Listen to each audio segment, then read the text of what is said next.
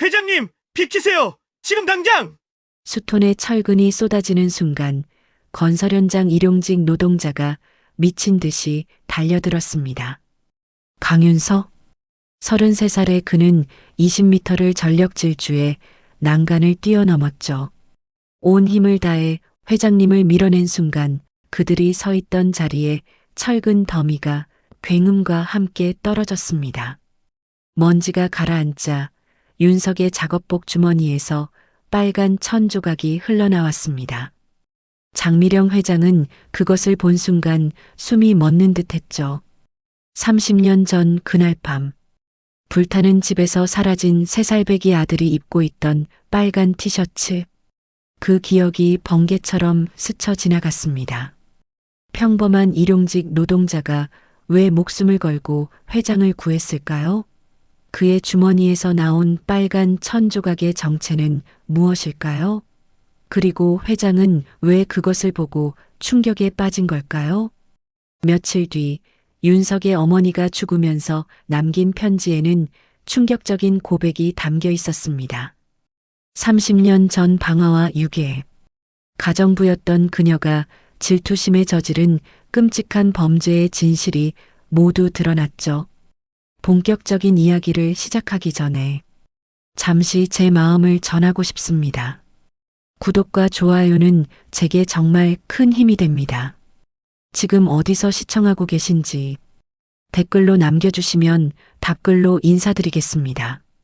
30년 전 그날 밤 서울 평창동의 거대한 저택에는 불길한 어둠이 드리워져 있었습니다.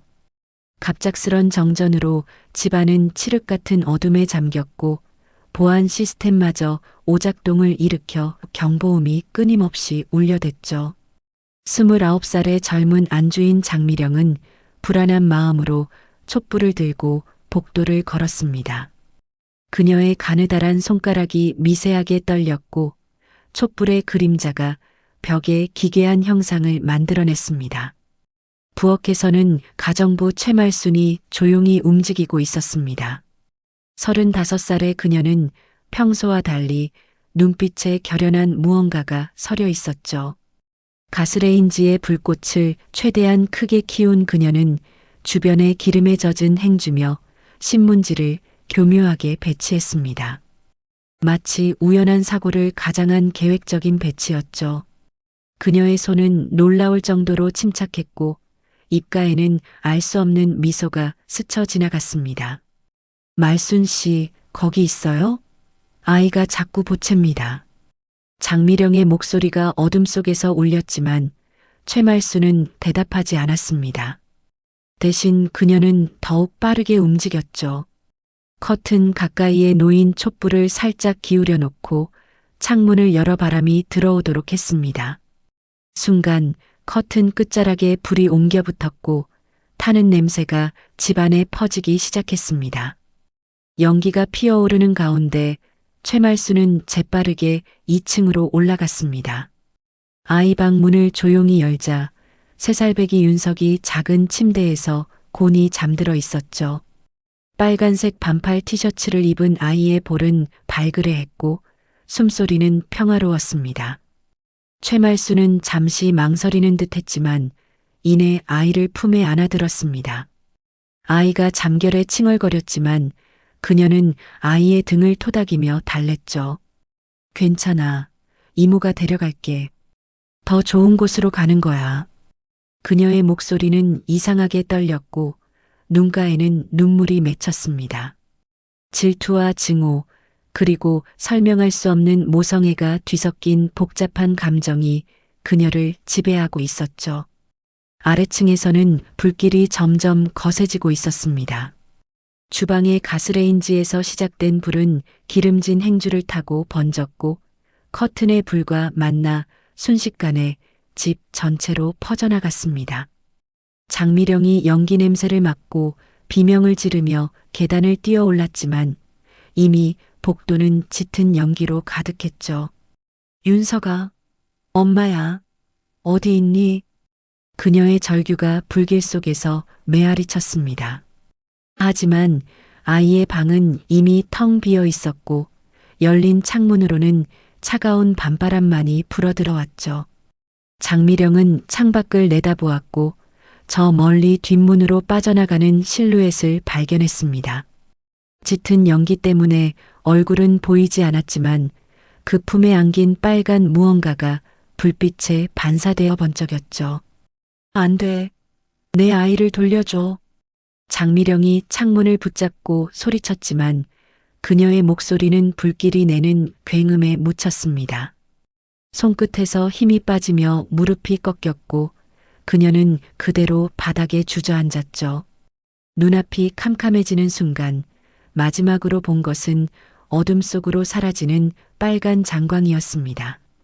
최말수는 아이를 안고 골목길을 달렸습니다. 그녀의 숨소리는 거칠었고 심장은 미친 듯이 뛰었죠. 뒤를 돌아보니 저택에서 불길이 하늘 높이 치솟고 있었습니다.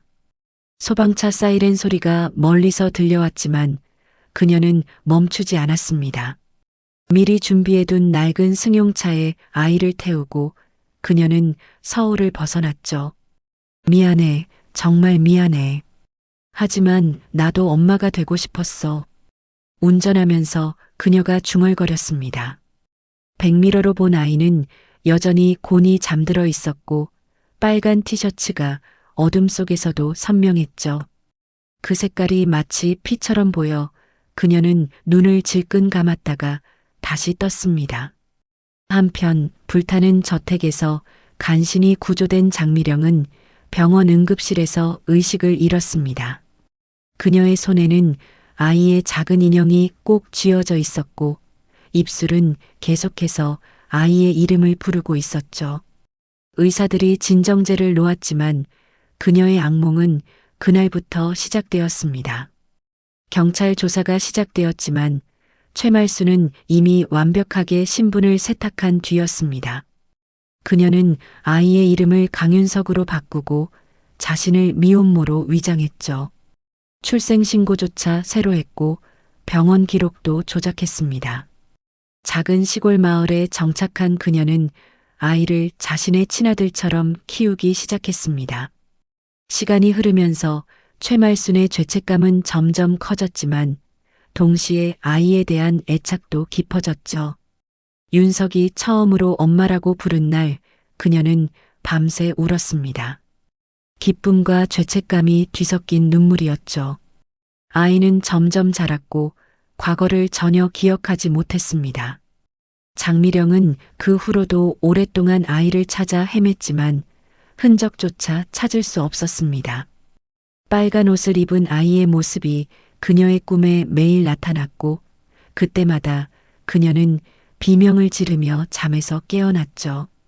남편조차 그녀의 고통을 온전히 이해하지 못했고 결국 두 사람 사이도 멀어졌습니다. 30년이 흐른 지금 해운대 재개발 현장에는 새벽부터 비가 내리고 있었습니다. 회색빛 하늘에서 떨어지는 빗줄기가 철골 구조물을 타고 흘러내렸고 시멘트, 먼지와 뒤섞여 진흙탕을 만들었죠.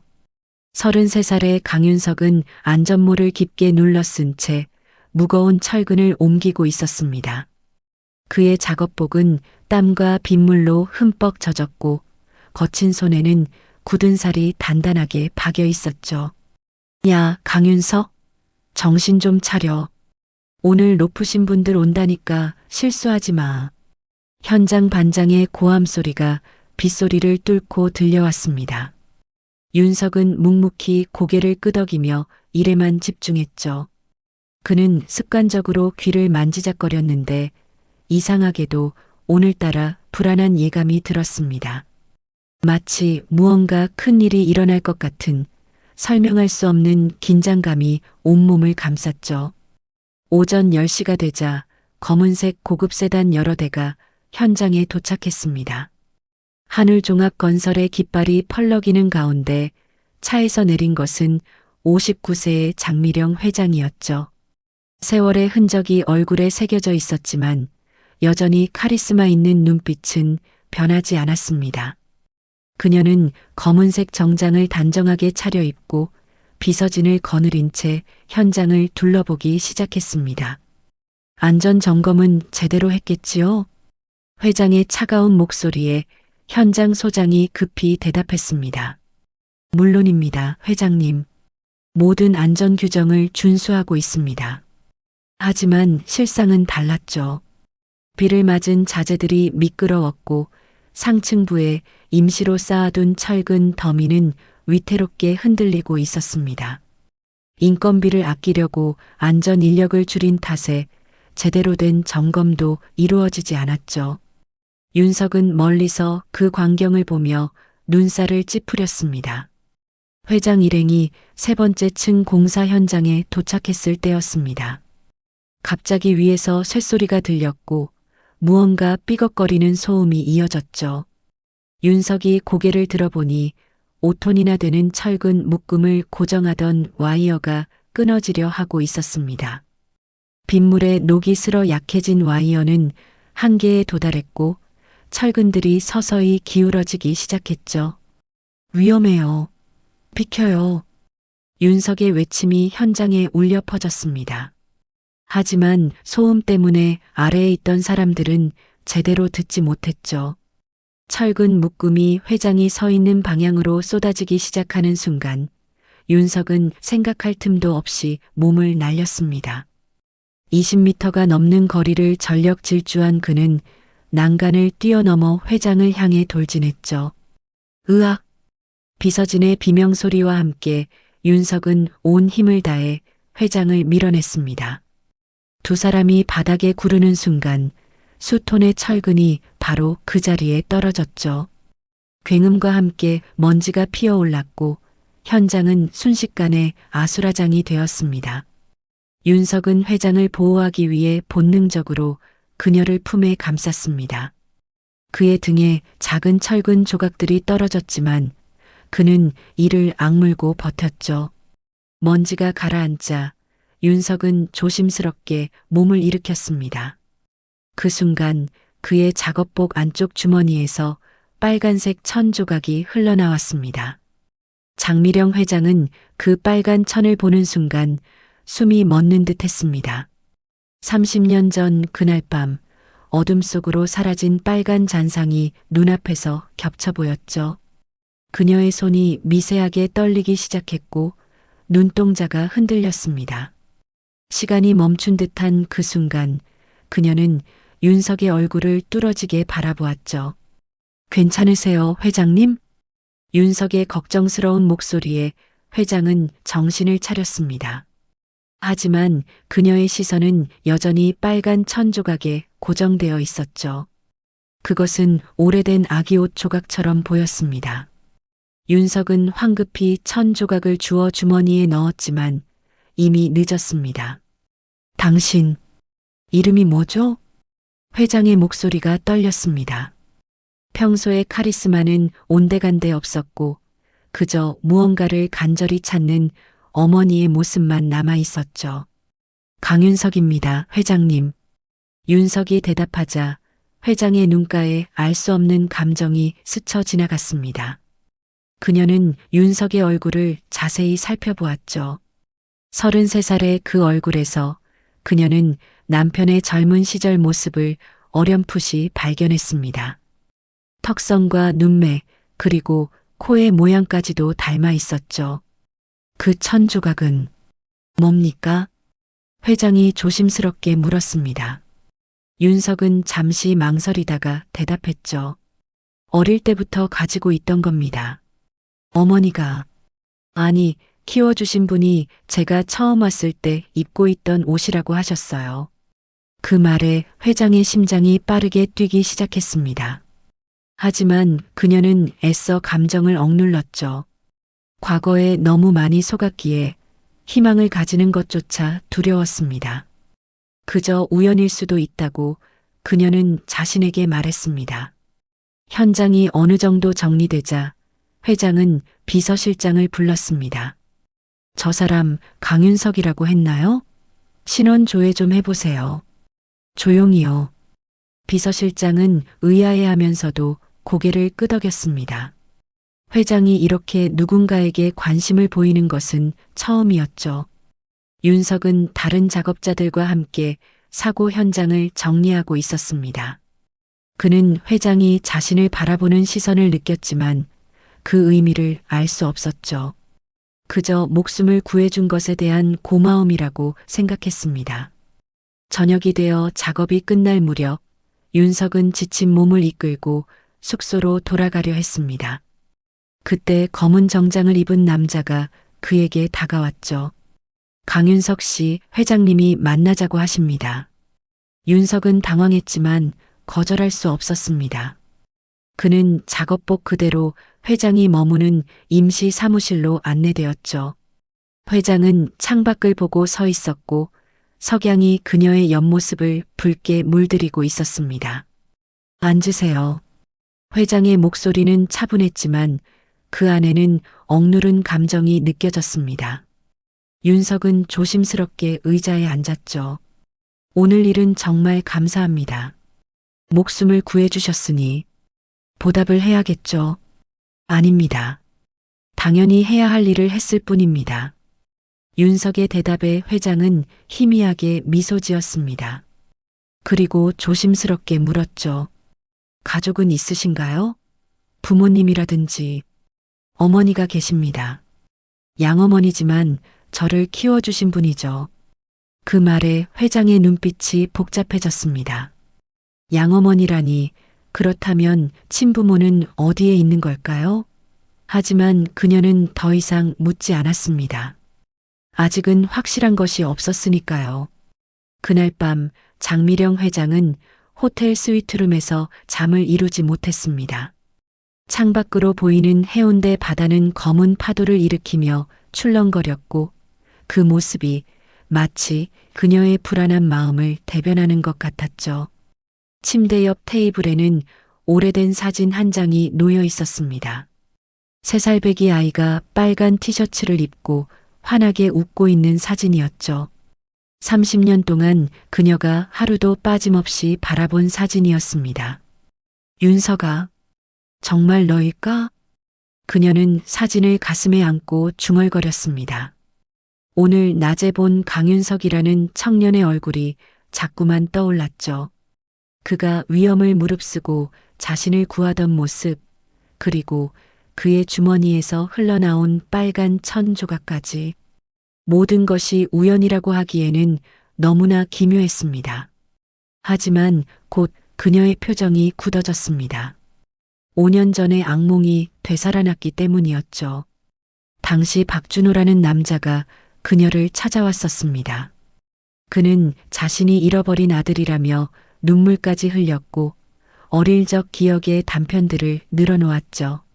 심지어 DNA 검사 결과까지 들고 왔었습니다.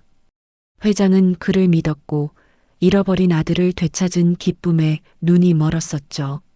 하지만 6개월 후 모든 것이 거짓으로 밝혀졌습니다. DNA 검사는 조작되었고 그가 말한 기억들은 모두 치밀하게 조사해서 꾸며낸 것들이었죠. 그는 회사 기밀 문서를 빼돌리다가 발각되었고 이미 수십억을 빼돌린 뒤였습니다. 또 속을 수는 없어. 절대로. 회장은 이를 악물었습니다. 그날의 배신감과 절망이 아직도 생생했죠. 언론은 그녀를 조롱했고 주주들은 경영 능력을 의심했습니다. 무엇보다 다시 한번 아들을 잃은 것 같은 상실감이 그녀를 무너뜨렸었죠. 다음 날 아침 비서실장 김상호가 조사 보고서를 들고 왔습니다. 40대 중반의 그는 회장을 20년째 모시고 있는 충직한 인물이었죠. 회장님, 강윤석에 대한 기초조사 결과입니다. 회장은 떨리는 손으로 보고서를 받았습니다. 첫 페이지부터 의문스러운 내용들이 가득했죠. 강윤석, 33살, 출생지 불명, 출생병원 기록 없음, 친부모 정보 전무, 양어머니 최말순이 혼자서 호적에 올렸고 출생신고도 늦게 이루어졌다는 내용이 이어졌습니다. 최말순이라고요? 회장의 목소리가 날카로워졌습니다. 그 이름이 왠지 익숙하게 느껴졌지만 정확히 기억나지 않았죠. 30년 전 집에서 일했던 수많은 직원들 중 하나였을 수도 있었습니다. 예, 회장님. 현재 65세로 부산 영도구에 거주하고 있습니다. 강윤석을 혼자 키웠다고 하는데 정확한 입양 경위는 불분명합니다. 비서실장의 보고가 이어졌습니다. 강윤석은 어릴 때부터 가난하게 자랐고 고등학교를 졸업한 뒤 줄곧 건설 현장에서 일했다는 내용이었죠. 특별할 것 없는 평범한 노동자의 삶이었습니다. 하지만 회장의 가슴은 점점 빠르게 뛰었습니다. 출생 기록이 불분명하다는 것, 양어머니가 혼자 키웠다는 것, 그리고 나이까지 정확히 맞아떨어졌죠. 무엇보다 그가 가지고 있던 빨간 천 조각이 계속 신경 쓰였습니다. 더 깊이 조사해 보세요. 하지만 절대로 티내지 말고요. 회장이 지시했습니다. 비서실장은 고개를 끄덕이며 물러났죠. 혼자 남은 회장은 창밖을 바라보며 깊은 생각에 잠겼습니다. 희망과 두려움이 동시에 밀려왔죠. 만약 정말로 강윤석이 자신의 아들이라면, 하지만 또 속는다면, 그녀는 머리를 흔들었습니다. 안 돼. 감정에 휩쓸리면 안 돼. 그녀는 스스로에게 다짐했습니다. 이번에는 철저하게 확인하고 또 확인할 것이라고. 어떤 증거가 나와도 쉽게 믿지 않을 것이라고 말이죠. 그런데 이상하게도 강윤석의 모습이 자꾸만 떠올랐습니다. 위험을 무릅쓰고 자신을 구할 때의 그 진심 어린 눈빛이 거짓이었을까요? 사기꾼이라면 그렇게까지 할 이유가 없었을 텐데 말입니다. 며칠 후 비서실장이 추가 조사 결과를 가져왔습니다. 회장님, 이상한 점을 발견했습니다. 최말순 씨가 30년 전 갑자기 서울을 떠나 부산으로 이주했는데 그 시기가 뭐요? 회장님 댁에 화재가 발생하고 아드님이 실종된 시기와 정확히 일치합니다. 회장의 안색이 창백해졌습니다. 손에 들고 있던 찻잔이 달그락 소리를 내며 흔들렸죠. 하지만 그녀는 애써 평정심을 유지하려 했습니다. 우연일 수도 있습니다. 그 당시 많은 사람들이 서울을 떠났으니까요. 비서실장도 조심스럽게 동의했습니다. 하지만 두 사람 모두 이것이 단순한 우연이 아닐 수도 있다는 생각을 하고 있었죠. 회장은 다시 한번 강윤석을 만나보기로 했습니다. 하지만 이번에는 다른 방식으로 접근하기로 했죠. 그를 회사 안전관리팀 임시직으로 채용해서 가까이에서 지켜보기로 한 것입니다. 김 실장, 강윤석을 우리 회사로 데려오세요. 목숨을 구해준 보답이라고 하면 됩니다. 알겠습니다, 회장님. 그날 오후 강윤석은 뜻밖의 제안을 받았습니다. 하늘종합건설 안전관리팀에서 일하지 않겠느냐는 것이었죠. 일용직 노동자에서 대기업 직원이 된다는 것은 꿈 같은 일이었습니다. 저 같은 사람이 감당할 수 있을까요? 윤석은 망설였습니다. 하지만 연봉과 복지 혜택을 듣고는 눈이 휘둥그레졌죠. 무엇보다 양어머니의 병원비를 걱정하지 않아도 된다는 것이 가장 큰 이유였습니다. 어머니, 제가 대기업에 취직했어요. 윤석은 기쁜 마음으로 양어머니에게 전화를 걸었습니다. 하지만 전화기 너머로 들려온 것은 거친 기침 소리였죠. 그래, 잘 됐구나. 엄마는 괜찮으니 걱정하지 마. 최말순의 목소리는 힘이 없었습니다. 최근 건강이 급격히 나빠지고 있었지만 아들에게는 숨기고 있었죠. 30년 동안 지켜온 비밀의 무게가 점점 그녀를 짓누르고 있었습니다. 한편 회장은 사무실에서 강윤석의 인사 기록을 다시 살펴보고 있었습니다. 증명사진 속 그의 얼굴을 보며 그녀는 복잡한 심경에 빠졌죠. 닮았습니다. 젊은 시절의 남편과 너무나 닮아 있었습니다. 제발, 이번에는 진짜의 길을. 그녀는 작게 속삭였습니다. 하지만 곧 고개를 저었죠. 아직은 아무것도 확실하지 않았습니다. 그저 조금 더 지켜볼 뿐이었죠. 다음 날 강윤석은 새 정장을 입고 하늘종합건설 본사로 출근했습니다. 거대한 빌딩 앞에서 그는 잠시 숨을 고르고 가슴속 빨간 천 조각을 만져보았습니다. 왜인지 모르게 이곳이 낯설지 않게 느껴졌죠. 마치 오래전부터 올 운명이었던 곳처럼 말입니다. 하늘종합건설 본사 최상층 회의실에서는 긴급 홍보팀 회의가 진행되고 있었습니다. 장미령 회장은 차가운 표정으로 직원들을 둘러보았죠. 테이블 위에는 KBS 시사 프로그램의 출연 요청서가 놓여 있었습니다. 잃어버린 가족을 찾습니다라는 특집 방송이었죠. 이번에는 다르게 할 겁니다. 회장의 목소리가 회의실에 울려 퍼졌습니다. 홍보팀장이 조심스럽게 물었죠. 어떻게 다르게 하신다는 말씀이신지요, 회장님? 미끼를 던질 겁니다. 진짜와 가짜를 구분할 수 있는 미끼를요. 회장의 눈빛이 날카롭게 빛났습니다. 지난 5년간 수십 명의 사기꾼들이 그녀를 찾아왔었죠.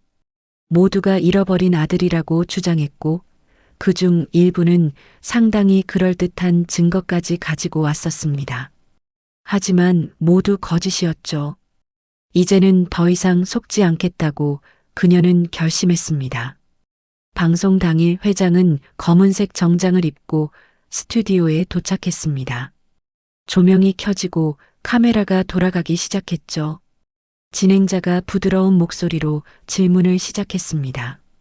장 회장님, 30년 전 잃어버린 아드님에 대해 말씀해 주시겠습니까? 회장은 잠시 숨을 고르고 준비한 대답을 시작했습니다. 그녀의 목소리는 떨렸지만 그것은 연기가 아닌 진심이었죠. 네, 저희 아이는 당시 3살이었습니다. 집에 화재가 발생했을 때 사라졌죠. 이름은 서윤석이었고 여기서 회장은 의도적으로 멈췄습니다. 그리고 마치 기억을 더듬는 것처럼 눈을 감았다가 떴죠. 마지막으로 본 모습이 선명히 기억납니다. 노란색 티셔츠를 입고 있었어요. 밝은 노란색이었죠. 사실 아이는 빨간색 옷을 입고 있었습니다. 하지만 회장은 일부러 거짓 정보를 흘렸죠. 진짜 아들이라면 이런 사소한 차이에 흔들리지 않을 것이라고 믿었습니다. 하지만 가짜들은 이 정보에 매달릴 것이 분명했죠. 혹시 아이를 본 분이 계시다면 제발 연락 주십시오. 30년이 지났지만 저는 아직도 기다리고 있습니다. 회장의 눈가에 눈물이 맺혔습니다. 그것은 진짜였죠. 비록 함정을 파고 있었지만 아들을 찾고 싶은 마음만은 진심이었습니다.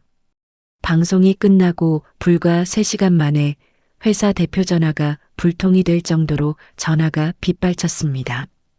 다음 날 아침 하늘종합건설 본사 앞은 인산인해를 이루었죠. 수백 명의 사람들이 몰려들었고 그들 대부분이 노란색 천이나 옷을 들고 있었습니다. 저예요. 제가 회장님 아들입니다. 어머니, 저를 알아보시겠어요? DNA 검사를 해보시죠. 제가 진짜입니다.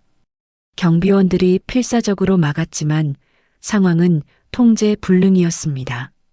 어떤 이는 눈물을 흘리며 애원했고 어떤 이는 변호사를 대동하고 왔죠.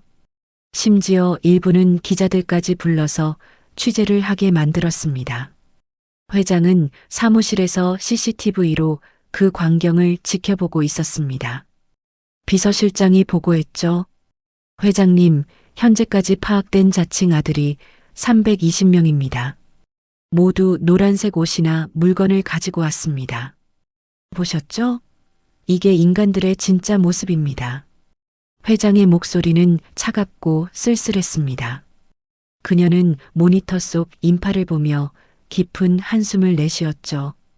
그 중에는 정말로 자신이 아들이라고 믿는 정신 이상자들도 있었고 순전히 돈을 노리는 사기꾼들도 있었습니다. 한편 안전관리팀 사무실에서 일하던 강윤석은 창밖의 소동을 보고 당황했습니다. 선배 직원이 설명해 주었죠. 회장님이 잃어버린 아들을 찾는다고 방송에 나왔거든. 그러니까 저런 인간들이 몰려든 거야. 아들을 잃어버렸다고요?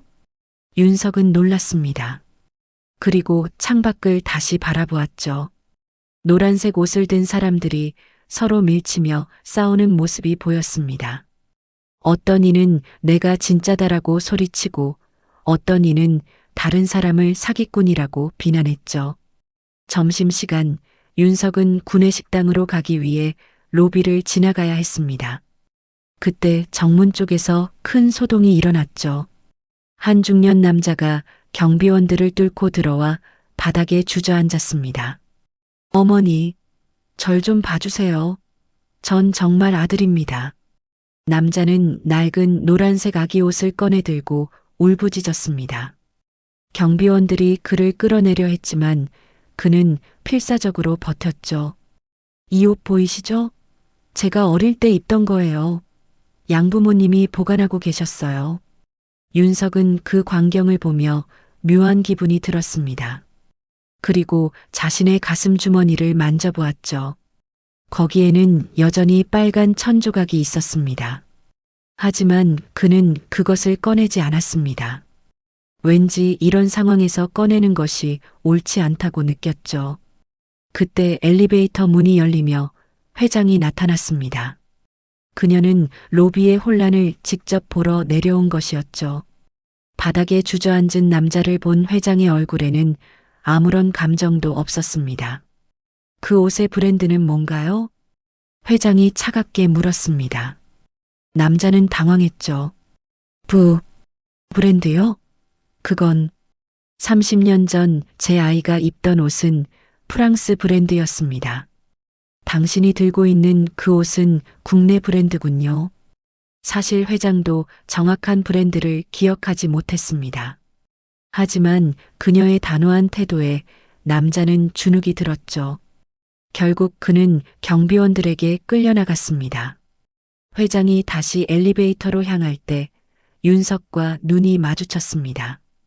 그녀의 눈에는 깊은 피로와 슬픔이 서려 있었죠. 윤석은 그 눈빛을 보며 가슴이 묵직해졌습니다. 왜인지 모르게 그녀의 고통이 자신의 것처럼 느껴졌죠. 회장님, 윤석이 무의식적으로 한 발 앞으로 나섰지만 회장은 이미 엘리베이터에 탔습니다. 문이 닫히는 순간 두 사람의 시선이 다시 한번 마주쳤죠. 설명할 수 없는 감정이 두 사람 사이를 흘렀습니다. 저녁이 되어서도 본사 앞의 인파는 줄어들지 않았습니다. 오히려 더 많은 사람들이 몰려들었죠.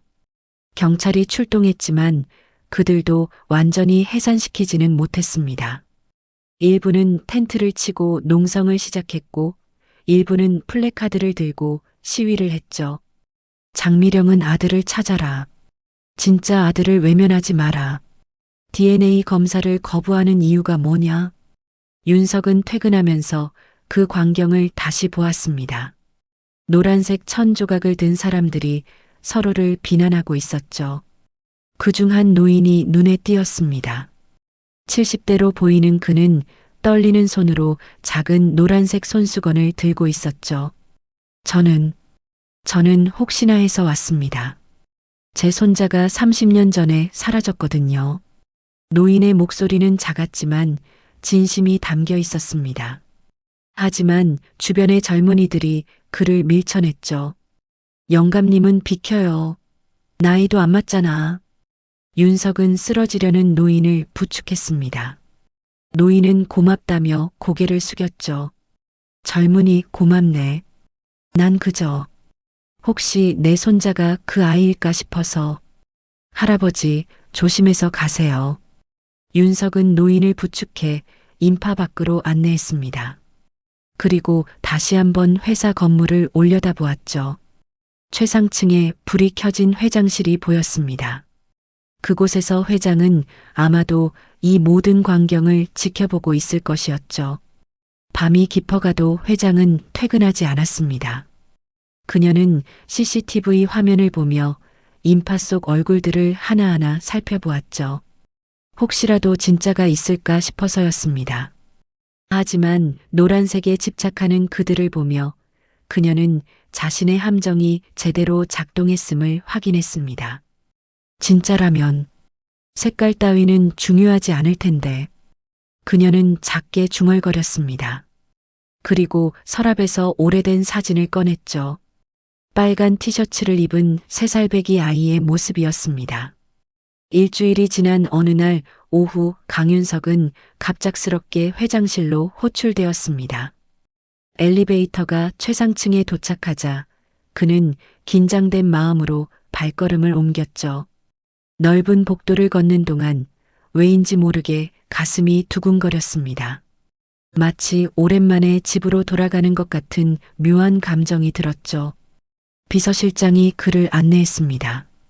무거운 문이 열리자 햇살이 가득한 회장실이 나타났죠.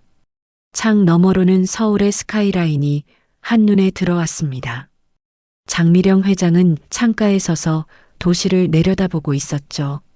그녀의 뒷모습에서는 알 수 없는 고독함이 느껴졌습니다. 앉으세요, 강윤석 씨. 회장이 돌아서며 말했습니다.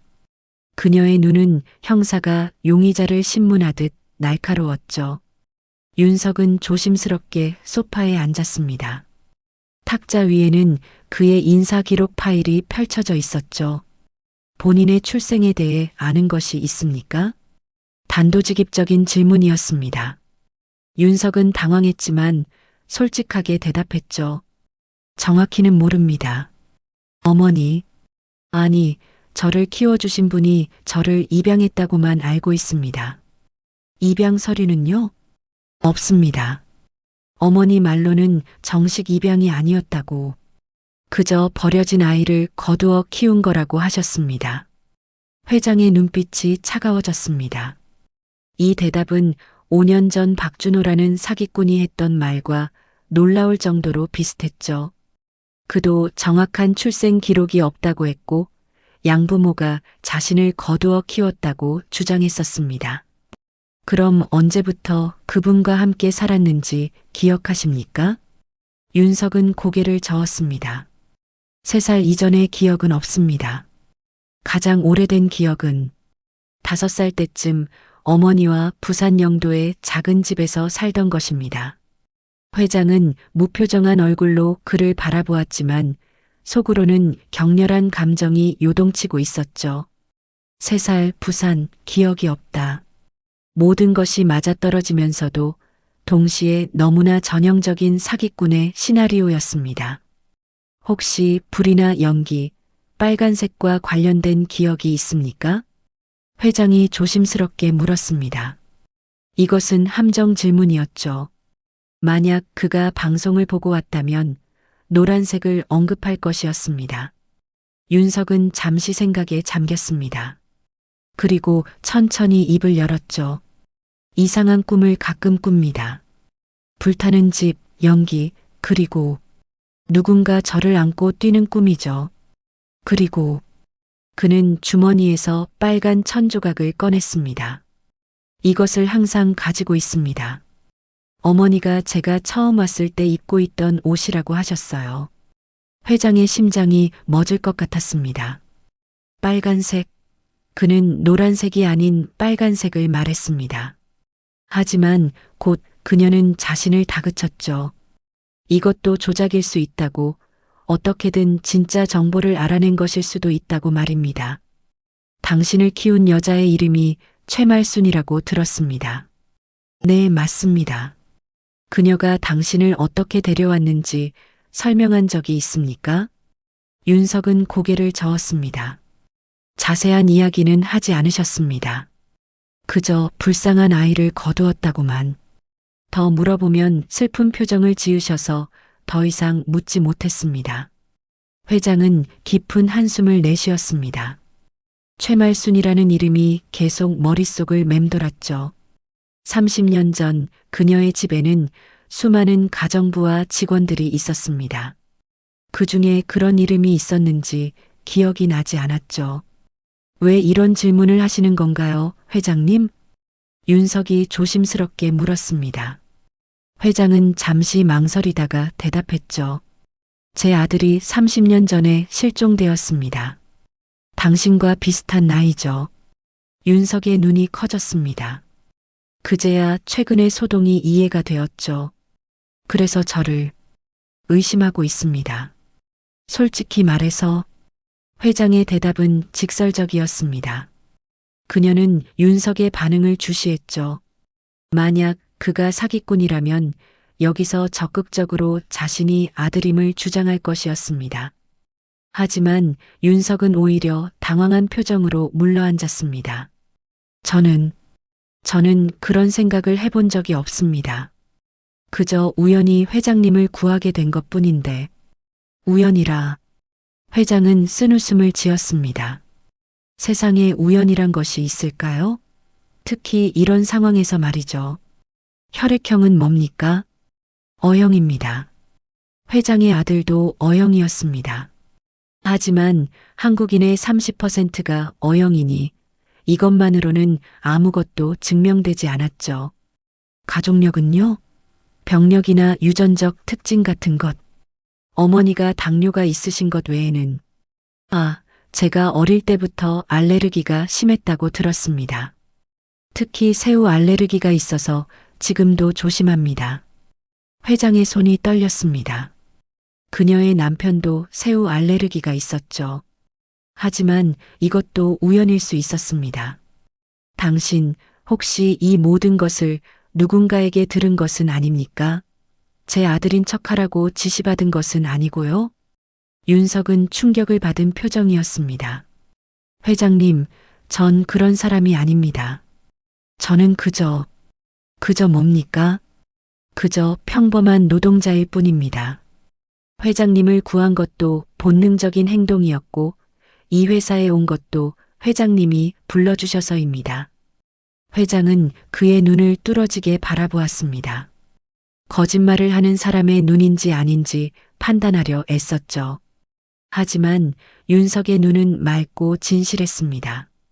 오히려 억울하다는 감정이 역력했죠. 지난번에 많은 사기꾼들이 저를 찾아왔습니다. 회장이 지친 목소리로 말했습니다. 모두가 비슷한 이야기를 했죠. 출생 기록이 불분명하다. 양부모가 키웠다. 어릴 때 기억이 없다. 당신의 이야기도 똑같습니다. 윤석은 할 말을 잃었습니다. 자신의 사연이 그렇게 흔한 것인지 몰랐던 것이죠. 그럼 저보고 어떻게 하란 말씀이십니까? 제가 회장님 아들이 아니라고 증명하란 말씀이십니까? 그의 목소리에는 약간의 분노가 섞여 있었습니다. 억울한 심정이 드러났죠. 회장은 그 반응을 보며 오히려 혼란스러워졌습니다. 사기꾼들은 보통 끝까지 자신이 진짜라고 우기는데 이 청년은 오히려 화를 내고 있었죠. 일단 돌아가세요. 그리고 회장이 말을 이었습니다. 이 일에 대해 아무에게도 말하지 마세요. 특히 당신을 키운 여자에게는요. 윤석은 불쾌한 표정으로 일어났습니다. 어머니를 그런 식으로 부르지 마세요. 그분은 저를 사랑으로 키워주신 분입니다. 그의 목소리에는 진심이 담겨 있었습니다. 회장은 그 모습을 보며 더욱 혼란스러워졌죠. 사기꾼이 저렇게 진실한 감정을 보일 수 있을까요? 윤석이 나간 후 회장은 홀로 남아 깊은 생각에 잠겼습니다. 책상 서랍에서 5년 전 박준호 사건 파일을 꺼냈죠. 그가 했던 말들, 보여줬던 증거들이 기록되어 있었습니다. 놀랍게도 강윤석의 이야기와 비슷한 부분이 많았습니다. 또 속는 건가? 아니면 그녀는 창밖을 바라보며 중얼거렸습니다. 석양이 도시를 붉게 물들이고 있었죠. 마치 30년 전 그날 밤의 불길처럼 말입니다. 그날 밤 11시 강윤석의 휴대폰이 요란하게 울렸습니다. 화면에 뜬 것은 부산대학병원 번호였죠.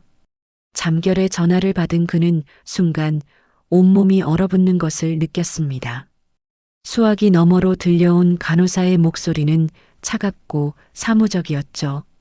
최말순 환자의 보호자 되십니까? 지금 상태가 매우 위중하니 빨리 오셔야 할 것 같습니다.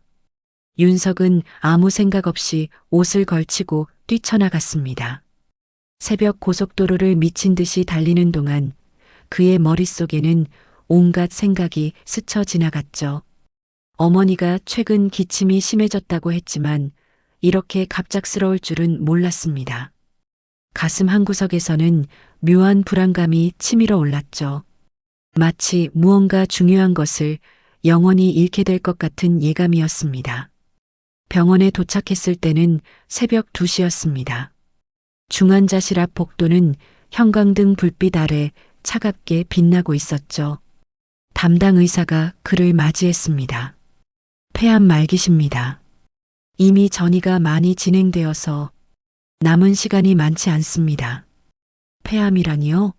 어머니가 아프다는 말씀을 한 번도. 윤석의 목소리가 떨렸습니다. 의사는 안타까운 표정으로 고개를 저었죠. 환자분이 치료를 거부하셨답니다. 이미 손을 쓸 수 없는 상태였다고 하시면서요. 중환자실 문이 열리고 윤석은 침대에 누워있는 어머니를 보았습니다. 65년의 세월을 견뎌온 그녀의 얼굴은 이제 종이처럼 창백했죠. 산소 마스크 너머로 들리는 숨소리는 거칠고 불규칙했습니다. 윤석이 다가가자 최말순이 힘겹게 눈을 떴죠. 서가. 그녀의 목소리는 바람 빠지는 소리 같았습니다. 윤석은 어머니의 손을 꼭 잡았죠.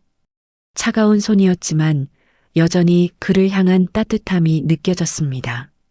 어머니, 왜 아프신 걸 숨기셨어요? 왜? 눈물이 윤석의 뺨을 타고 흘러내렸습니다. 최말순은 힘겹게 미소를 지었죠. 그 미소 속에는 사랑과 함께 깊은 죄책감이 섞여 있었습니다. 미안해. 정말 미안해. 그녀의 눈에서도 눈물이 흘렀습니다. 하지만 그것이 무엇에 대한 미안함인지 윤석은 알 수 없었죠. 병을 숨긴 것에 대한 미안함일까? 아니면 그보다 더 깊은 무언가에 대한 것일까요? 할 말이 있었는데 참아 못했어. 최말순의 숨소리가 점점 약해졌습니다. 그녀는 떨리는 손으로 윤석의 뺨을 쓰다듬었죠. 그 손길은 30년 동안 그를 키워온 어머니의 손길이었습니다. 아침마다 도시락을 싸주던 손, 열이 나면 밤새 곁을 지키던 손, 가난해도 늘 따뜻했던 그 손이었죠. 사랑한다. 내 아들. 새벽 4시 37분, 최말순은 조용히 눈을 감았습니다. 심전도 모니터가 일직선을 그리며 날카로운 소리를 냈죠. 윤석은 어머니의 차가워진 손을 놓지 못한 채 오열했습니다. 33년 인생에서 유일한 가족이었던 사람, 그를 무조건적으로 사랑해준 단 한 사람이 떠난 것입니다. 장례식은 조촐하게 치러졌습니다. 부산 영도의 작은 장례식장에는 동네 이웃 몇 명만이 찾아왔죠. 최말순은 평생 조용히 살았고 친구도 거의 없었습니다. 마치 무언가를 숨기며 살아온 사람처럼 말이죠. 말순 씨는 참 조용한 분이었어요. 30년 동안 이웃으로 살았는데도 속내를 잘 모르겠더라고요. 이웃 할머니의 말이 윤석의 귀에 맴돌았습니다. 어머니는 왜 그렇게 숨어 살듯이 지냈을까요? 장례를 마치고 영도의 작은 집으로 돌아온 윤석은 어머니의 방을 정리하기 시작했습니다. 낡은 옷장, 오래된 화장대, 그리고 서랍장들을 하나씩 열어보았죠. 대부분은 평범한 물건들이었습니다. 하지만 화장대 서랍 아래 테이프로 꼼꼼히 붙여진 노란 봉투를 발견했을 때 그는 이상한 예감이 들었습니다. 봉투 겉면에는 떨리는 필체로 서윤석에게라고 적혀 있었습니다. 서윤석? 자신의 성은 강인데 왜 서윤석이라고 적었을까요? 떨리는 손으로 봉투를 열자 편지 한 통이 나왔습니다. 그리고 그 편지를 읽기 시작한 순간 윤석의 세계는 완전히 무너져 내렸죠. 윤석아, 내가 이 편지를 읽고 있다면 엄마는 이미 이 세상 사람이 아니겠지. 30년 동안 숨겨온 진실을 이제야 고백한다. 용서받을 수 없는 죄를 지었지만 너만은 진실을 알아야 한다고 생각했어. 너의 진짜 이름은 서윤석이야. 30년 전 나는 서울 평창동의 대저택에서 가정부로 일했어. 그 집 주인은 장미령이라는 젊은 여자였는데 모든 것을 가진 그녀가 너무나 미웠어. 예쁘고 부자고 사랑받는 남편과 아들까지. 나는 아무것도 없었는데 말이야. 그날 밤 나는 끔찍한 일을 저질렀어. 집에 불을 지르고 너를 데려왔어. 빨간 티셔츠를 입은 3살배기 너를 안고 도망쳤지. 내 엄마가 너를 부르며 우는 소리가 아직도 귀에 생생해. 처음엔 복수하려고 했어. 하지만 내가 나를 엄마라고 부르는 순간 모든 게 변했어. 나는 정말로 내 엄마가 되고 싶었어. 너를 내 아들로 만들고 싶었어. 그래서 너를 강윤석이라는 이름으로 키웠지. 30년 동안 죄책감에 시달렸지만 너를 돌려보낼 수는 없었어. 너무 사랑했거든. 내 인생에서 유일하게 의미 있는 존재가 너였어. 미안해. 정말 미안해. 내 진짜 엄마에게도 너에게도 용서받을 수 없는 죄를 지었어. 하지만 알아줘. 내가 너를 사랑한 건 진심이었다는 걸. 비록 죄로 시작된 인연이었지만 너는 내 전부였어. 너의 진짜 어머니는 하늘종합건설 장미령 회장이야. 그녀는 지금도 너를 찾고 있을 거야. 부디 그녀를 찾아가렴. 그리고 내 죄를 대신 용서를 구해줘. 마이너스 죄인 최말순 올림. 편지를 읽는 윤석의 손이 심하게 떨렸습니다. 눈앞이 캄캄해지고 숨을 쉴 수가 없었죠. 이게 무슨 말입니까? 자신이 유괴된 아이라니? 그것도 자신을 키워준 어머니가 범인이라니? 아니야. 이건 거짓말이야. 윤석은 편지를 찢어버리려 했지만 그럴 수 없었습니다. 편지 끝에 붙어있던 오래된 신문 스크랩이 떨어졌죠. 평창동 대저택 화재, 재벌가 아들 실종이라는 제목이 선명했습니다. 기사에는 어린 장미령 회장의 사진과 함께 실종된 3살배기 서윤석의 사진도 있었습니다. 빨간 티셔츠를 입은 그 아이는 놀랍도록 자신의 어린 시절과 닮아 있었습니다. 윤석은 무너져 내렸습니다. 분노, 배신감, 혼란, 슬픔이 한꺼번에 밀려왔죠. 30년 동안 어머니라고 믿었던 사람이 사실은 자신을 납치한 범인이었다니.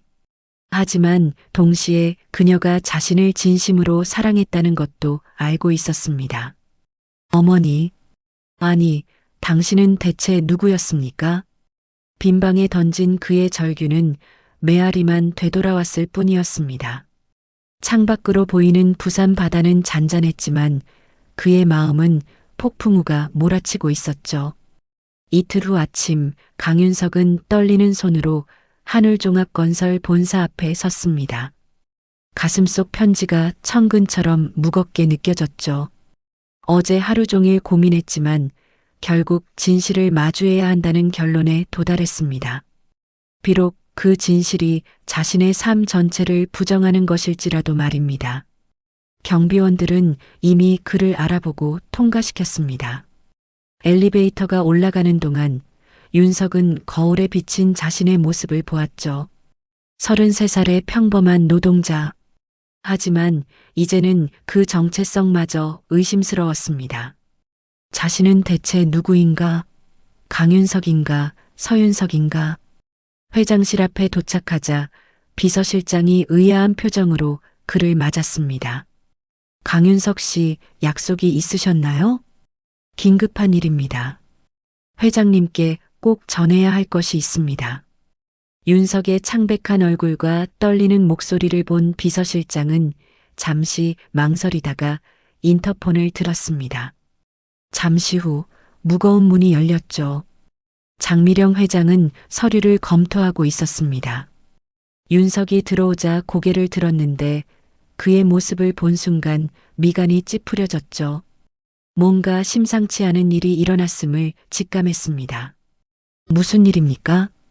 회장의 목소리는 경계심으로 가득했습니다. 또 다른 사기 시도인가? 그녀의 마음은 이미 방어벽을 세우고 있었죠. 윤석은 떨리는 손으로 노란 봉투를 꺼냈습니다. 그리고 조심스럽게 회장의 책상 위에 놓았죠. 어머니가, 아니, 저를 키워준 분이 돌아가셨습니다. 그리고 이 편지를 남기셨습니다. 회장은 의심스러운 눈빛으로 봉투를 바라보았습니다. 겉면에 적힌 서윤석에게라는 글씨를 본 순간 그녀의 심장이 빠르게 뛰기 시작했죠. 하지만 곧 자신을 다그쳤습니다. 이것도 조작일 수 있다고. 읽어보십시오. 윤석의 목소리는 간신히 들릴 정도였습니다. 회장은 망설이다가 편지를 펼쳤죠. 첫 문장을 읽는 순간부터 그녀의 손이 떨리기 시작했습니다. 편지를 읽는 동안 회장의 얼굴은 수시로 변했습니다. 놀람, 분노, 혼란, 그리고 희망이 교차했죠. 하지만 편지를 다 읽고 난 후 그녀의 표정은 차갑게 굳어졌습니다. 이게 진짜라고 믿으라는 겁니까? 회장의 목소리는 얼음장 같았습니다. 윤석은 충격을 받았죠. 거짓이라고 생각하십니까? 당연하죠. 5년 전에도 비슷한 편지를 가져온 사기꾼이 있었습니다. 죽은 양모가 남긴 유언장이라면서요. 회장은 일어나 창가로 걸어갔습니다. 그녀의 등 뒤로 분노가 느껴졌죠. 최말순이라는 이름도 조작일 수 있고 이 편지도 누군가 대신 써준 것일 수 있습니다. 당신들은 항상 그래요. 감동적인 스토리를 만들어서 접근하죠. 당신들이라니요? 윤석의 목소리에 상처받은 감정이 묻어났습니다. 회장이 돌아보았을 때 그의 눈에는 눈물이 고여 있었죠. 전 아무것도 바라는 게 없습니다. 그저 진실을 전하려고 왔을 뿐입니다. 진실? 당신이 말하는 진실이 뭡니까? 회장이 다가왔습니다. 그녀의 눈은 형사가 범인을 신문하듯 날카로웠죠. 30년 전 일을 정확히 기억한다고요? 3살이었는데? 윤석은 고개를 저었습니다. 하지만 갑자기 무언가가 떠올랐죠. 편지를 읽은 후부터 계속 머릿속을 맴도는 이미지가 있었습니다. 기억은 거의 없습니다. 하지만 그는 눈을 감았습니다. 그리고 천천히 말했죠. 빨간색. 제가 빨간 옷을 입고 있었던 것 같습니다. 그리고 뜨거운 불과 연기. 누군가 저를 안고 뛰었고 그 사람 옷에서 이상한 냄새가 났습니다. 세제 냄새 같은. 회장의 안색이 창백해졌습니다. 그녀는 뒷걸음질 쳤죠. 빨간 옷. 방송에서는 노란색이라고 했는데 이 남자는 빨간색을 말했습니다. 그리고 세제 냄새. 그날 최말수는 막 빨래를 끝낸 후였다는 조사 기록이 있었죠. 그리고 목소리가 들립니다. 여자 목소리. 미안해, 미안해라고 계속 중얼거리는. 윤석이 눈을 떴을 때 회장의 손이 심하게 떨리고 있는 것을 보았습니다. 그녀의 눈에는 믿을 수 없다는 표정과 함께 간절한 희망이 섞여 있었죠. 하지만 곧 회장은 자신을 추스렸습니다. 아니, 추스르려고 애썼죠. 그런 정보는 어디서든 알아낼 수 있습니다. 경찰 기록을 뒤지거나 당시 관계자를 찾아가거나. 믿고 싶지 않으신 거죠? 윤석이 조용히 물었습니다. 회장은 대답하지 못했죠. 너무 많이 속아서 이제는 진실조차 믿을 수 없게 되신 거죠? 그의 말이 회장의 가슴을 찔렀습니다. 맞았습니다. 그녀는 너무 많이 상처받아서 이제는 아무것도 믿을 수 없게 된 것이었죠. 그래도 그래도 저는 당신이 제 어머니일 수도 있다는 생각에 왔습니다. 윤석이 다가왔습니다. 회장은 본능적으로 물러섰죠. 하지만 당신은 절 믿지 않겠죠. 그럴 수 없겠죠. 이미 마음의 문을 닫으셨으니까. 그의 목소리에는 체념이 묻어났습니다. 그리고 주머니에서 빨간 천조각을 꺼냈죠. 이게 제가 가진 유일한 증거입니다. 30년 동안 간직해온, 어쩌면 정말로 그날의 흔적일지도 모르는. 회장이 그 천조각을 보는 순간 무언가가 폭발했습니다. 그녀의 기억 속 깊은 곳에서 잠들어 있던 그날의 장면이 생생하게 되살아났죠. 빨간 티셔츠를 입은 아이, 그 아이를 안고 도망가는 실루엣, 그리고 불길 속에서 들렸던 아이의 울음소리. 윤서가. 회장의 입에서 무의식적으로 그 이름이 흘러나왔습니다. 하지만 곧 그녀는 입을 다물었죠. 아니다. 또 속으면 안 된다. 이번에는 정말로 견딜 수 없을 것이다. 나가세요. 회장의 목소리는 차가웠지만 떨렸습니다. 회장님, 나가라고 했습니다. 그녀가 소리쳤습니다. 윤석은 상처받은 표정으로 물러섰죠. 편지를 집으려 했지만 회장이 막았습니다. 이건 두고 가세요. 윤석은 고개를 끄덕이고 돌아섰습니다. 문 앞에서 그는 잠시 멈춰섰죠. 진실이 무엇이든 전 이미 어머니를 잃었습니다. 2번이나요. 그의 말이 회장의 가슴을 후벼 팠습니다. 문이 닫힌 후 회장은 무너져 내렸죠. 책상에 엎드려 흐느꼈습니다. 편지를 다시 읽고 또 읽었죠. 최말순의 고백, 그리고 빨간 옷을 입은 아이에 대한 묘사. 모든 것이 맞아떨어졌습니다. 하지만 그녀는 여전히 두려웠습니다. 만약 이것마저 거짓이라면? 만약 또다시 속는다면? 그녀는 견딜 수 있을까요? 창밖으로 윤석이 건물을 나서는 모습이 보였습니다. 구부정한 그의 어깨가 무거운 짐을 진 것처럼 보였죠. 회장은 그 뒷모습을 보며 또다시 눈물을 흘렸습니다. 저 청년이 정말 자신의 아들일까? 아니면 또 다른 거짓말일까? 비서실장이 들어왔을 때 회장은 겨우 자신을 추스린 상태였습니다. 회장님, 괜찮으십니까? 김 실장, DNA 검사를 해야겠습니다. 강윤석과 저희. 비서실장의 눈이 커졌습니다. 회장이 이런 결정을 내린 것은 처음이었죠. 지난번 사기 사건 이후로는 절대 DNA 검사조차 하지 않겠다고 했었는데 말입니다. 알겠습니다. 즉시 준비하겠습니다. 비서실장이 나간 후 회장은 편지를 가슴에 안았습니다. 최말순이라는 여자의 죄책감과 사랑이 동시에 느껴졌죠. 그리고 빨간 천조각을 만지며 중얼거렸습니다. 제발, 이번에는 진짜이기를. 그날 밤 장미령 회장은 집무실에 홀로 앉아 있었습니다. 책상 위에는 최말순의 편지와 빨간 천조각이 놓여 있었죠. 그녀는 몇 시간째 그것들을 바라보고 있었습니다. 방송에서 노란색이라고 거짓말을 했는데 강윤석은 빨간색을 기억한다고 했습니다. 이것은 조작할 수 없는 진실이었죠. 새벽 2시 회장은 비서실장에게 전화를 걸었습니다. 김 실장, 내일 아침 일찍 DNA 검사를 진행하세요. 최고 수준의 기관 3곳에 동시에 의뢰하고 결과는 서로 대조해서 확인하세요. 알겠습니다, 회장님. 그런데 강윤석 씨에게는 어떻게 연락을? 제가 직접 하겠습니다. 회장은 망설이다가 윤석의 번호를 눌렀습니다. 신호음이 길게 이어지다가 지친 목소리가 들렸죠.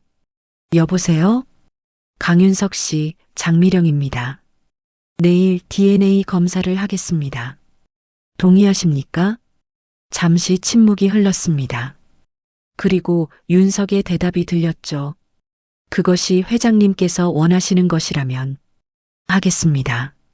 다음 날 아침 서울대학병원 유전자 검사실에서 체열이 진행되었습니다. 회장과 윤석은 따로 시간을 정해 방문했고 서로 마주치지 않았죠. 하지만 두 사람 모두 같은 생각을 하고 있었습니다. 이 검사가 모든 것을 바꿀 수도 있다는 것을 말입니다. 한편 한울종합건설 부회장실에서는 다른 음모가 진행되고 있었습니다. 장국현 부회장은 60대 초반의 야심가로 오랫동안 회장 자리를 노려왔죠. 그는 비서를 통해 DNA 검사 소식을 입수했고 즉시 움직이기 시작했습니다. 박 과장, 검사기관 명단을 확인했나? 네, 부회장님. 서울대병원, 연세의료원, 그리고 삼성의료원입니다.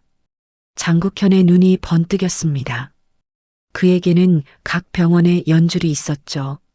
특히 서울대병원 검사실장은 그의 대학 후배였습니다. 서울대병원 이 실장에게 연락해. 오늘 밤 만나자고. 그날 밤 강남의 고급 룸살롱에서 은밀한 거래가 이루어졌습니다. 장국현은 봉투를 건네며 낮은 목소리로 말했죠. 결과를 조작해주게. 불일치로 나오게 해. 하지만 부회장님, 이건 너무 위험한. 자네 아들이 의대에 가고 싶어 한다고 들었네. 내가 도와줄 수 있어. 이 실장은 망설이다가 결국 봉투를 받았습니다. 탐욕이 양심을 이긴 순간이었죠. 하지만 장국현은 몰랐습니다. 비서실장 김상호가 이미 이런 시도를 예상하고 있었다는 것을요. 김상호는 회장을 20년간 모시면서 회사 내부의 음모와 배신을 수없이 봐왔죠. 그는 조용히 사설 탐정을 고용해 부회장의 움직임을 감시하고 있었습니다. 이틀 후 김상호는 결정적인 증거를 입수했습니다.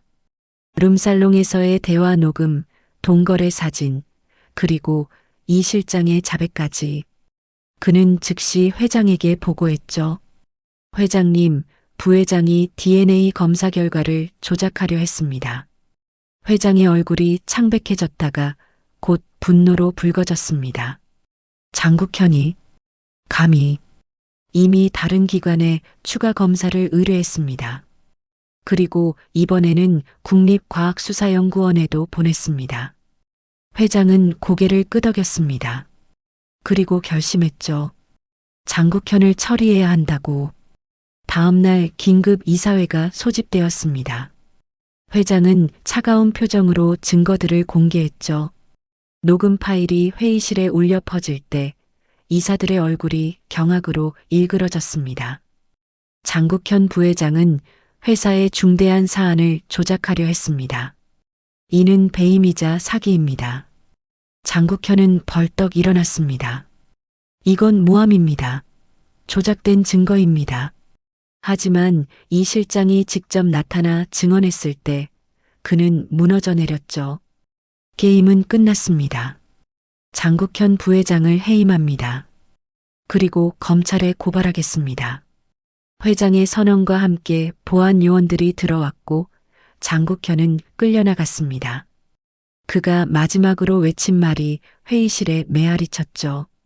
당신도 곧 알게 될 거요. 그놈이 가짜라는 걸.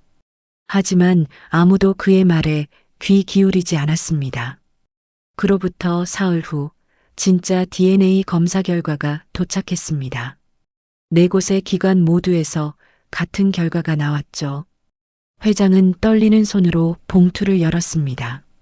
비서실장이 옆에서 지켜보는 가운데 그녀는 결과지를 펼쳤습니다. 친자 확률 99.9987%. 종이가 그녀의 손에서 떨어졌습니다. 다리에 힘이 빠져 의자에 주저앉았죠. 눈물이 멈추지 않고 흘러내렸습니다. 30년. 정말로 30년 만에 아들을 찾은 것입니다. 회장님, 김상호의 목소리도 떨렸습니다. 그 역시 감격스러웠죠. 강윤석을, 아니, 윤석을 불러주세요. 회장은 간신히 말했습니다. 하지만 곧 무언가가 떠올랐죠. 잠깐, 그는 이 사실을 알고 있나요? 아직 연락하지 않았습니다.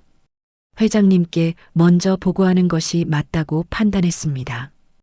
회장은 심호흡을 했습니다. 이제 어떻게 해야 할까요?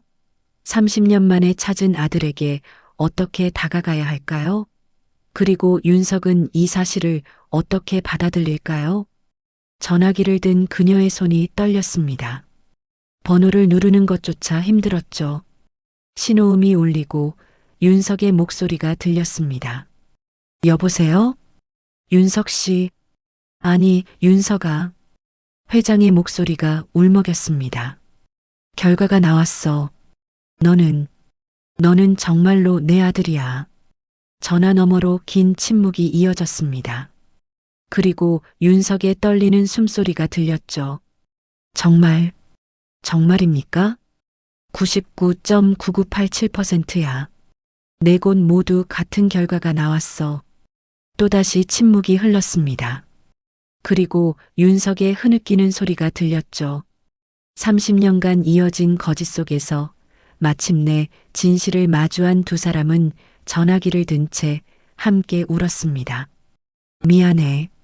정말 미안해. 믿지 못해서. 회장이 흐느꼈습니다. 어머니. 윤석이 그 단어를 발음하는 순간 두 사람 모두 무너져 내렸습니다. 30년의 세월이 그 모든 고통과 그리움이 한꺼번에 쏟아져 나왔죠. 창밖으로 서울의 야경이 반짝이고 있었습니다. 마치 축하하듯이, 마치 기적을 증언하듯이 말입니다. 다음 날 오후 강윤석은 어색한 발걸음으로 장미령 회장의 자택을 찾았습니다. 성북동의 대저택은 30년 전 불탄 집을 재건한 것이었죠. 대문을 들어서는 순간 알 수 없는 향수가 밀려왔습니다. 마치 오래전 잊어버렸던 꿈의 조각을 다시 맞추는 것 같았죠. 회장은 정원에서 그를 기다리고 있었습니다. 평소의 정장 대신 편안한 옷차림이었지만 그녀의 표정은 여전히 긴장되어 있었죠. 30년 만에 만난 모자는 서로를 어떻게 대해야 할지 몰라 어색하게 마주 섰습니다. 앉으세요. 아니, 앉아. 말투부터 혼란스러웠습니다. 회장도 윤석도 서로를 뭐라고 불러야 할지 몰랐죠. 찻잔을 들었다 놓기를 반복하며 두 사람은 한동안 침묵 속에 앉아 있었습니다. 30년이라는 시간이. 회장이 먼저 입을 열었습니다. 너무 깁니다. 내가 놓친 내 모든 순간들, 첫 등교, 졸업식, 첫 직장, 모든 것을 놓쳤어요. 그녀의 목소리에는 깊은 상실감이 묻어났습니다. 윤석은 고개를 들어 그녀를 바라보았죠. 59세의 회장은 강한 여성이었지만 지금은 그저 아들을 잃어버린 어머니였습니다. 저도 혼란스럽습니다. 윤석이 솔직하게 말했습니다. 최말순이라는 분이 저에게는 전부였습니다. 비록 범죄자였지만 저를 진심으로 사랑했죠. 그분을 미워해야 하는지 그리워해야 하는지. 회장의 표정이 굳어졌습니다. 최말순. 그 이름을 듣는 순간 분노가 치밀어 올랐죠. 그 여자는 범죄자입니다. 내 아들을 훔쳐간 납치범이에요. 하지만 저에게는 어머니였습니다. 윤석도 목소리를 높였습니다. 두 사람 사이에 긴장감이 흘렀죠. 30년 동안 저를 키워주셨어요. 가난했지만 최선을 다해 사랑해 주셨습니다. 그게 사랑입니까? 다른 사람의 아이를 훔쳐서 키우는 게. 회장의 목소리가 떨렸습니다. 분노와 함께 오래된 상처가 터져 나왔죠. 당신은 몰라요. 내가 얼마나 찾아다녔는지. 매일 밤 악몽을 꾸고 거리에서 비슷한 아이만 봐도 쫓아가고. 그녀의 눈에서 눈물이 흘렀습니다. 윤석은 그 눈물을 보며 가슴이 아팠지만 동시에 최말순을 향한 마음도 버릴 수 없었죠. 죄송합니다. 하지만 저는 두 분 사이에서 찢어지는 것 같습니다. 윤석이 힘겹게 말했습니다. 한 분은 저를 낳아주신 어머니, 한 분은 저를 키워주신 어머니. 누구를 택해야 할까요? 회장은 그 말에 할 말을 잃었습니다. 그녀도 알고 있었죠. 30년이라는 시간은 단순히 지우거나 무시할 수 있는 것이 아니라는 것을. 잠시 침묵이 흐른 후 회장이 천천히 일어났습니다. 따라오세요. 그녀는 윤석을 2층으로 안내했습니다. 복도 끝 방문을 열자 시간이 멈춘 듯한 공간이 나타났죠. 3살 아이의 방이 그대로 보존되어 있었습니다. 작은 침대, 장난감들, 그리고 벽에 걸린 사진들. 30년 동안 하루도 빠짐없이 청소했습니다. 내가 돌아올 날만 기다리면서. 회장의 목소리가 떨렸습니다. 윤석은 방을 둘러보며 숨이 막혔죠. 곰 인형 하나가 눈에 들어왔습니다. 낡고 해진 갈색 곰. 그것을 보는 순간 무언가가 머릿속에서 번뜩였습니다. 이 곰. 그는 인형을 들어 올렸습니다. 순간 어린 시절의 기억 조각이 떠올랐죠. 이 곰을 안고 잠들었던 기억, 그리고 누군가 자장가를 불러주던 따뜻한 목소리. 토토야. 내가 이름을 지었어. 매일 밤 토토 없이는 잠들지 못했지. 회장이 설명했습니다. 윤석의 눈에서 눈물이 흘렀죠. 기억났습니다. 아주 희미하지만 분명히 기억났습니다. 저 기억나요. 토토. 그리고 자장가. 윤석이 흐느꼈습니다. 회장도 다가와 그의 어깨를 감쌌죠. 미안해. 너를 지키지 못해서. 그날 너를 혼자 두지 말았어야 했는데. 아닙니다. 어머니 잘못이 아니에요. 윤석이 처음으로 그녀를 어머니라고 불렀습니다. 그 한마디에 두 사람은 서로를 꽉 껴안았죠. 30년의 그리움과 상처가 눈물로 쏟아져 나왔습니다. 한참을 울고 난 후 두 사람은 거실로 내려왔습니다. 이제는 조금 편안해진 분위기였죠. 최말순 씨를. 회장이 조심스럽게 입을 열었습니다. 미워하고 싶지만 완전히 미워할 수도 없어요. 그녀가 너를 사랑으로 키웠다면 그것만큼은 고마워해야겠죠. 윤석은 놀란 눈으로 회장을 바라보았습니다. 너에게는 2명의 어머니가 있었던 거예요. 한 명은 너를 낳았고 한 명은 너를 키웠죠. 그것을 부정할 수는 없어요. 회장의 말에 윤석은 고개를 끄덕였습니다. 하지만 이제부터는 내가 진짜 어머니가 되고 싶어요. 늦었지만 지금부터라도. 저도 그러고 싶습니다. 천천히 하지만 진심으로. 두 사람은 서로를 바라보며 희미하게 미소 지었습니다. 상처는 여전히 아팠지만 치유의 과정이 시작된 것이었죠. 저녁이 되자 회장은 직접 음식을 준비했습니다. 서툴렀지만 정성을 다했죠. 윤석은 그런 어머니를 보며 마음이 따뜻해졌습니다. 맛이 어때? 좋습니다. 정말 맛있어요. 사실 짜고 탔지만 윤석은 행복하게 먹었습니다. 이것이 그가 평생 그리워했던 것이었으니까요. 진짜 가족과 함께하는 평범한 저녁 식사? 앞으로 어떻게 할 거니? 회사는? 회장이 물었습니다. 윤석은 잠시 생각하다가 대답했죠. 일단은 지금처럼 일하고 싶습니다. 갑자기 회장님 아들이 되는 건 부담스러워요. 회장은 이해한다는 듯 고개를 끄덕였습니다. 그래. 천천히 하자. 우리에게는 시간이 있으니까. 밤이 깊어가며 두 사람은 많은 이야기를 나누었습니다. 잃어버린 30년을 한 번에 메울 수는 없었지만 적어도 시작은 한 것이었죠. 윤석이 일어서려 하자 회장이 말했습니다. 오늘은 여기서 자고 가지 않을래? 내 방이 있잖아. 윤석은 잠시 망설이다가 고개를 끄덕였습니다.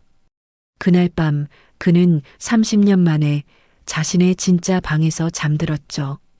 토토를 안고서 말입니다. 3달이 지난 어느 봄날 아침 하늘종합건설 본사에서는 특별한 임명식이 진행되고 있었습니다. 대강당에 모인 직원들은 호기심 가득한 눈빛으로 단상을 바라보고 있었죠. 장미령 회장이 마이크 앞에 섰습니다. 그녀의 표정은 전과 달리 부드러웠고 눈빛에는 따뜻함이 서려 있었습니다. 오늘 중요한 발표가 있습니다. 우리 회사의 새로운 변화를 이끌어갈 안전복지본부를 신설하고 초대 본부장으로 서윤석 이사를 임명합니다. 직원들 사이에서 웅성거림이 일어났습니다. 서윤석? 강윤석이 아니라 그때 정장을 차려입은 윤석이 단상으로 올라왔죠. 33살의 청년은 이제 더 이상 일용직 노동자가 아니었습니다. 하지만 그의 눈빛에는 여전히 현장의 고통을 아는 사람의 진심이 담겨 있었습니다. 안녕하십니까? 서윤석입니다. 그의 목소리는 차분했지만 단호했습니다. 저는 불과 몇 달 전까지 건설 현장에서 일하는 노동자였습니다. 그곳에서 보고 느낀 것들을 바탕으로 진정한 변화를 만들어 가겠습니다. 박수가 터져 나왔습니다. 특히 현장직 직원들의 박수가 가장 뜨거웠죠. 그들은 알고 있었습니다. 서윤석이 진짜 그들의 고통을 이해하는 사람이라는 것을. 임명식이 끝난 후 윤석은 곧바로 해운대 재개발 현장으로 향했습니다. 그곳에서 자신이 일했던 동료들이 여전히 땀 흘리고 있었죠. 그들은 정장을 입은 윤석을 보고 놀랐습니다. 윤석아, 아니, 이제 본부장님이라고 불러야 하나? 반장이 농담조로 말했지만 그의 눈에는 진심 어린 축하가 담겨 있었습니다. 그냥 윤석이라고 부르세요. 저는 여전히 여러분의 동료입니다.